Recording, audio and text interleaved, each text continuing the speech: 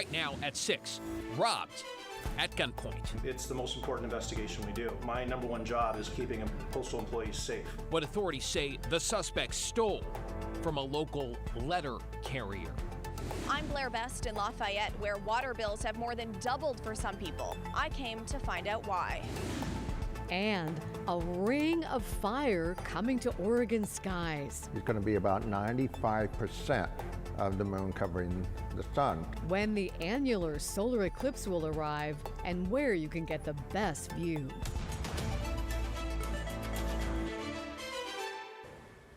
Good evening, everyone. For the third time in the past year, somebody has robbed a mail carrier in Portland. Thanks for joining us. I'm David Molko. And I'm Laurel Porter. The latest attack was along the city's South Waterfront, and today the Postal Service announced a reward. China Green's in the newsroom. So, China, any leads on who committed the crime? Well, the person who did this was caught on camera, and officials are confident that they will catch him. But they are asking from the public in exchange for $50,000. I can't be nervous all the time. Those who live around the South Waterfront aren't blind to the fact that crime tends to happen nearby after the sun goes down. Yeah, I feel safe almost everywhere walking midday. And at night, on the same path Sylvia Matthew takes her morning walks, a United States Postal Service mail carrier was robbed. Was approached by a person who displayed a handgun and asked them for their keys and some mail. The carrier, doing the right thing, immediately just gave up, said yes, whatever you need. That's the right thing to do. She can't. She's helpless. When you've got a gun, I believe in cooperating.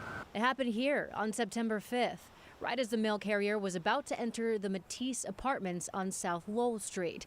It was just before 7:30 p.m. While she wasn't physically injured, the mental toll and the emotional toll it takes is very significant. And we try not to downplay that. They are victims. It's a horrible crime, and it can be very emotionally challenging for our letter carriers. Caught on camera, the man is described as 5'8" to 5'10", with a medium build. He was also described as being clean cut, with bright blue eyes, wearing a black jacket with white lettering on the back. He left the area in this dark-colored Ford Explorer. Postal Inspector Adam Sales says this is a federal crime. The same charge that would be leveled against a suspect who assaulted a federal agent. Myself, an FBI agent, a Secret Service agent, ATF. The charge? Assault on a federal officer. If a letter carrier is injured or assaulted, we will bring the full force of the United States government to bear. There's up to $50,000 reward for information that leads to the arrest and conviction of the suspect in this robbery, which Sales says is going to happen. We're going to find you. We're coming after you, and we're going to find you. China, what about the keys that were stolen? What's being done about those? Yeah, so when it comes to the keys, Sales says that they have countermeasures that can be put in place so those keys will become pretty much useless and they won't open anything. As for the mail that was stolen, if you're concerned private information was stolen last week, you'll need to file a report. And for how to do that or how to report a tip that could lead to an arrest, just head to KGW.com. Let's hope they catch the guy. Thank you, China. Let's get to your headlines now, starting in federal court, where the former president and event director of the Portland Marathon has been sentenced for tax evasion. A judge handed 83-year-old Les Smith 3 years probation, including 8 months of home confinement. For almost 35 years, Smith ran that charitable organization that planned and operated the marathon. Prosecutors said he illegally transferred marathon funds to his own accounts for personal spending. He also underreported taxable income. Smith will have to pay more than $400,000 in restitution to the IRS. He also previously agreed to pay back more than $800,000 to the marathon in an earlier case in Oregon. Oregon Attorney General Ellen Rosenblum has now filed a lawsuit against Fox Corporation, the parent company of Fox News, alleging its board knew the network was pushing false claims about the 2020 election that harmed investors. The investor in question here is the Oregon Public Employee Retirement Fund, which holds more than 200,000 shares of stock in Fox worth just under $12 million. Back in April, Fox reached a $787 million defamation settlement with Dominion Voting Systems over false claims by the network about its voting machines. Meanwhile, Washington's attorney general is suing a Kelso gun store it says is continuing to sell high-capacity magazines. The lawsuit names Gators Custom Guns and owner Walter Wentz. Washington's law banning the sale of magazines that can hold more than 10 rounds went into effect in July of last year. The AG's office alleges Wentz sold magazines that violated those limits to state investigators when they visited the shop. We've asked for the store for comment on that lawsuit. We have not heard back. Gresham police need your help solving a recent homicide case.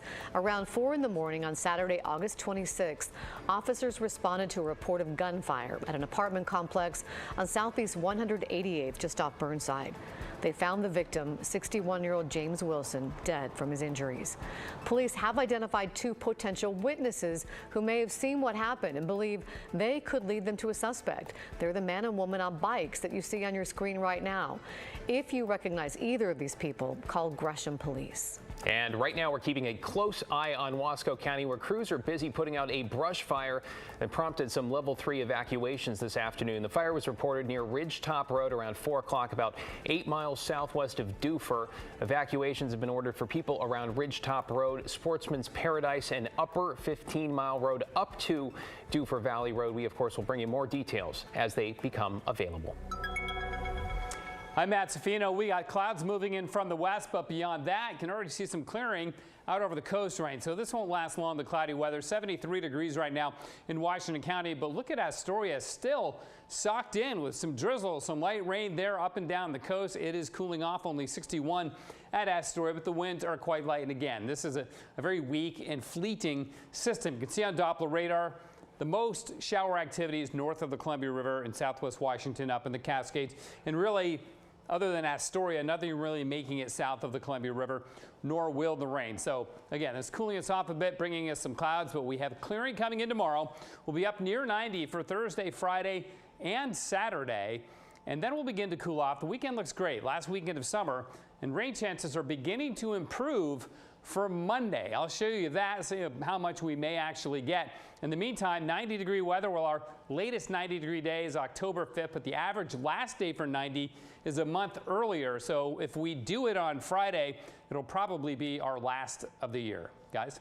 Thank you, Matt. Speaking of rain, we're going to talk about water now, because in Yamhill County, some residents in the town of Lafayette say they have been left simply stunned by their skyrocketing water bills. That's because in some cases they have doubled, or in one case, quintuple. That's right, times 5, essentially overnight. Can you even imagine? Wow. Our Blair Best went there to find out why.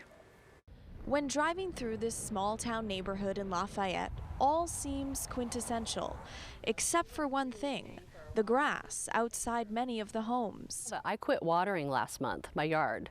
I let my yard completely go dead. Something Shelley Wisdom has never done in the 10 years she's lived here. I raised children in this house, and now I'm an empty nester. Facing a new challenge. I have a $200 water bill with 2 people living in my home. And she's not alone. Well, some people are seeing double water bills this month. They did warn us we were going to get the increase, but we were not warned it was going to be this high. Looking back, we probably could have done this differently. Brandon Ross is the city administrator. He says they warned people a few months ago to expect a small increase in their water bills this month.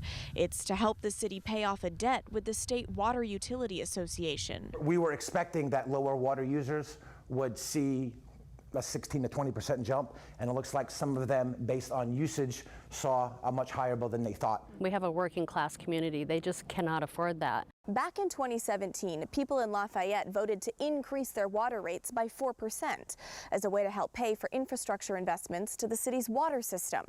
But the bills they're seeing this month are far more than that. So our water bill this past month went up by $200. Cody Dorosky has 3 kids and says he can't keep up with bills this high. 1 month, that's okay, I can see, but definitely not for years to come. There was an emergency community meeting about this last week, but people left with more questions than answers. We want everybody to just hopefully hang tight. I know it's a very stressful situation. No, I just hope we can find some answers. Lafayette has a wonderful community. It's a great place to live, and we want to keep it that way. The city administrator tells us that since they were unaware of how high some of these bills are, they're waiving all late fees this month, and no one's water will be turned off if they can't pay their bills. There's another city council meeting coming up on Thursday where people are hoping to find more answers. In Lafayette, Blair Best, KGW News.